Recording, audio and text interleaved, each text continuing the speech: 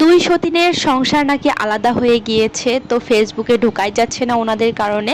তো আমি কোনো কথা বলতাম না, অনেকদিন থেকে ওনাদের ভিডিও দেখি, ভালোই লাগতো ভিডিও। তো যাই হোক, আজকে কিছু কথা বলবো।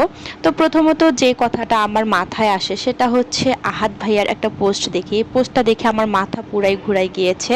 আহাদ ভাইয়া বিয়ে করেছে 2 বছর, আমি যদি ভুল না করে থাকি, হয়তোবা ভুলও হতে পারে। তো যাই হোক, 2 বছরে বিয়ে, আহাদ ভাই কিভাবে বলে যে এতদিন আমি আখিকে ভালোই বাসতে পারি নাই। তো উনি বলে যে আখিকে কখনোই ভালোবাসতে পারে নাই, উনি সব সময় তিশাকেই ভালোবাসতো, তিশার মতো করে কাউকেই কখনোই ভালোবাসতে পারবে না। তো আসি প্রথমত, যে মানে শুরু থেকেই আসি।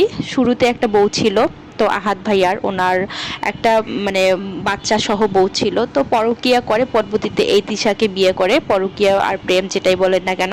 তো যাই হোক, দুইজনে বিয়ে করে, পরে এই তিশা মেয়েটা এসে আবার বড় বউ চলে যায়, তিশার সাথে থাকতে পারে না, সংসার করতে পারে না।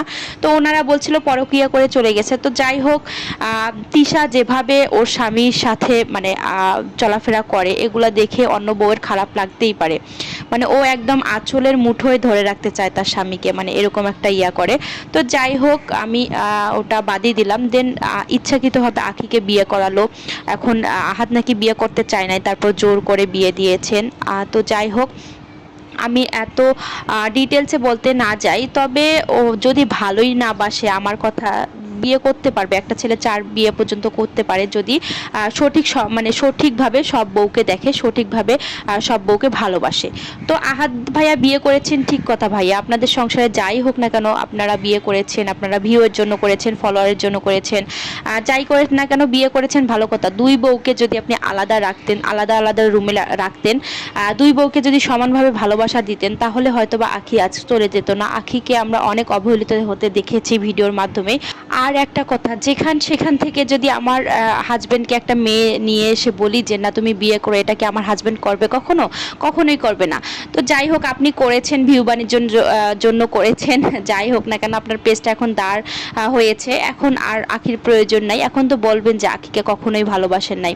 ভাই, আপনি বিয়ে করেছেন, ভালো কথা, 2 বউকে আলাদা রাখতেন, আলাদা আলাদা রুমে থাকতেন আপনারা, তো এতে কিন্তু খুব ভালো একটা সম্পর্ক থাকতো। আর আখি কিন্তু অনেক স্যাক্রিফাইস করেছে, আখি দিনের পর দিন অনেক অবহেলিত হয়েছে।